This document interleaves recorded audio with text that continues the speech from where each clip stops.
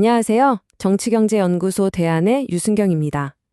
오늘 우리가 함께 깊이 파고 들어볼 주제는 바로 기본소득입니다. 요즘 정말 뜨거운 화두죠. 얼마 전 대통령이 국무회의에서 이런 질문을 던졌습니다. 기본소득, 이거 도대체 어느 부처에서 맡아야 합니까? 이 한마디가 뭘 의미할까요? 이제 기본소득은 그냥 학자들끼리 하는 이야기가 아니라 진짜 우리 현실 정책의 한가운데로 들어왔다는 아주 강력한 신호입니다. 그런데 이 관할 부처 문제는요, 사실 빙산의 일각에 불과해요. 진짜 중요한 건 그 물밑에 숨어 있는 훨씬 더 근본적인 질문. 바로 그래서 기본소득으로 대체 뭘 하려는 건데? 라는 철학과 설계의 문제입니다. 우리가 보통 기본소득 하면 그냥 한 가지 모습만 떠올리기 쉬운데요. 사실은 그렇지 않습니다. 그 안에는 아주 뚜렷하게 다른 두 가지의 강력한 아이디어가 함께 들어 있습니다. 이 둘의 관계를 제대로 이해하는 게 오늘 이야기의 핵심이라고 할 수 있어요. 자, 하나는 우리가 익숙하게 아는 복지와 재분배의 관점이고요.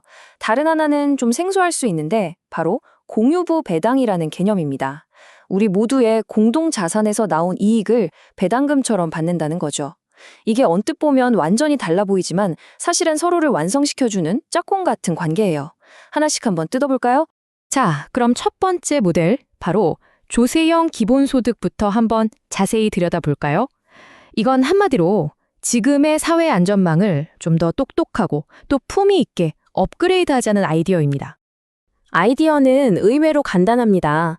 일단 모든 사람에게 똑같이 돈을 나눠주는 거예요. 그리고 나서 소득이 높은 사람들에게서 세금을 더 걷어서 그 재원을 마련하는 거죠. 마치 동네에서 각자 음식 하나씩 가져와서 여는 팔록 파티 같다고 생각하시면 쉬워요. 모두가 음식을 가져오고 세금, 모두가 한 접시씩 나눠받으니까 보편 지급, 누구도 굶주리지 않게 되는 거죠. 결과적으로는 부가 필요한 사람에게 더 흘러가도록 재분배되는 효과가 나타납니다. 이 방식의 가장 큰 장점은요, 기존 복지제도가 가진 골치 아픈 문제들을 해결할 수 있다는 거예요. 예를 들어, 내가 얼마나 가난한지 증명해야 하는 까다로운 심사 과정이나 나는 지원받는 사람이라는 사회적 낙인 같은 거요. 또 일을 해서 돈을 조금만 더 벌면 복지 혜택이 뚝 끊겨서 차라리 일 안 하는 게 낫게 되는 그런 빈곤의 덧 문제도 피할 수 있습니다. 자, 이제 두 번째 모델로 넘어가 볼게요. 이게 정말 흥미로운 지점인데요. 기본소득을 그냥 주는 돈이 아니라 내가 마땅히 받아야 할 권리로 보는 관점입니다. 이건 이런 생각에서 시작해요. 우리 사회에는 토지나 지하자원처럼 누구 한 사람의 것이 아니라 우리 모두의 것, 즉 공동의 자산이라는 게 있다는 거죠. 마을에 공동 과수원이 있다고 상상해 보세요. 그럼 마을 주민 모두가 그 과수원의 공동 주인이잖아요. 그래서 가을에 사과가 열리면 그 수확물을 자기 몫으로 당당하게 받아가는 것과 똑같은 원리입니다. 이게 그냥 상상 속의 이야기가 아니에요. 실제로 미국 알래스카주에서는 수십 년째 이걸 하고 있습니다. 주 정부가 소유한 유전에서 나오는 막대한 석유 수입의 일부를 연구기금이라는 곳에 차곡차곡 쌓아둬요. 그리고 그 기금을 굴려서 나온 투자 수익을 매년 모든 주민에게 배당금으로 똑같이 나눠줍니다. 현재 세대뿐만 아니라 미래 세대까지 다 함께 부를 나누는 거죠. 자, 그럼 정리를 해볼까요? 두 모델의 차이가 명확하죠? 하나는 세금을 재원으로 해서 빈곤을 완화하고 재분배하는 게 목적이고요. 다른 하나는 우리 모두의 공동자산에서 나오는 수익을 재원으로 해서 시민의 당연한 권리로서 투자 수익을 돌려주는 게 목적인 겁니다. 그런데 여기서 중요한 질문이 생깁니다. 요즘 시대에 공유부가 석유나 토지밖에 없을까? 아니죠. 어쩌면 훨씬 더 거대한 공유부가 지금 우리 눈앞에 펼쳐지고 있어요. 바로 디지털 전환과 녹색 에너지 전환이라는 거대한 흐름입니다. 한번 생각해 보세요. 인공지능 기술을 개발하고 전국에 재생에너지 발전소를 짓는 일. 이런 건 엄청난 돈과 시간이 드는 일이라 민간 기업 혼자서는 감당하기 어렵습니다. 막대한 공공투자가 반드시 필요하죠. 바로 이때 국가가 인내심 많은 자본, 즉 페이션트 캐피털의 역할을 하는 거예요.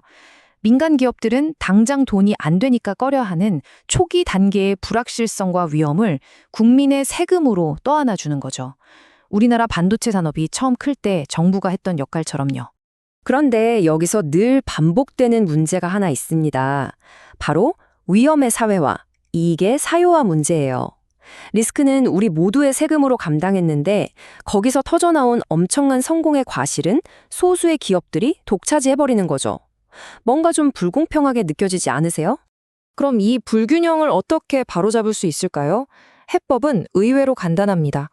국가가 투자해서 얻은 성공의 결실이 다시 그 투자의 주인인 국민 모두에게로 돌아올 수 있는 명확한 길, 즉 제도적인 파이프라인을 만드는 겁니다. 구체적으로는 이런 거예요.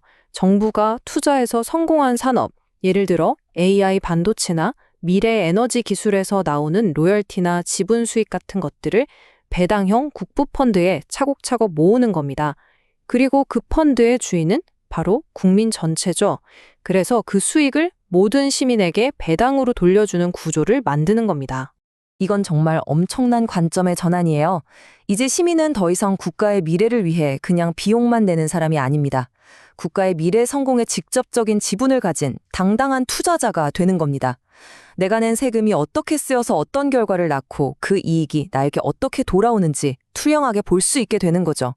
자, 이제 거의 다 왔습니다. 이 두 가지 모델, 조세형과 배당형이 따로 노는 게 아니라는 걸 아시겠죠? 이 둘은 사실 서로를 보완하면서 하나의 완전한 기본소득을 만들어내는 겁니다. 조세형 기본소득이 복지라는 언어를 사용해서 당장의 어려움을 겪는 사람들을 돕는 역할을 한다면, 배당형 기본소득은 소유권이라는 언어를 통해 우리 모두의 경제적 권리를 단단하게 보장해주는 역할을 합니다. 마치 퍼즐 조각처럼 딱 들어맞는 거죠.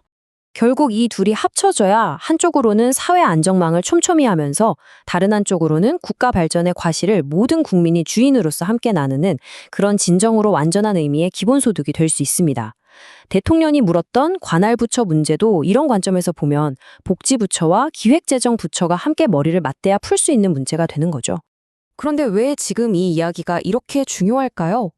그건 바로 우리가 앞으로 마주해야 할 거대한 전환 때문입니다.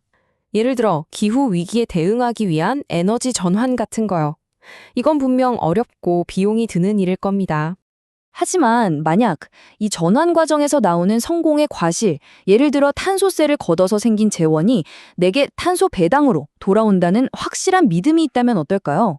당장의 불편함을 감수하더라도 그 장기적인 국가 프로젝트를 지지할 강력한 동기가 생기지 않을까요?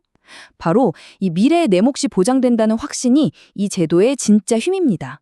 결국 우리는 선택의 기로에 서 있습니다. 앞으로 다가올 미래 경제의 거대한 변화 속에서 그저 비용만 부담하는 사람으로 남을 것인가? 아니면 그 성공의 과실을 함께 나누는 당당한 투자자이자 주주가 될 것인가? 이 질문에 대한 답을 함께 찾아봐야 할 시간입니다. 오늘 이야기는 여기까지입니다. 들어주셔서 감사합니다.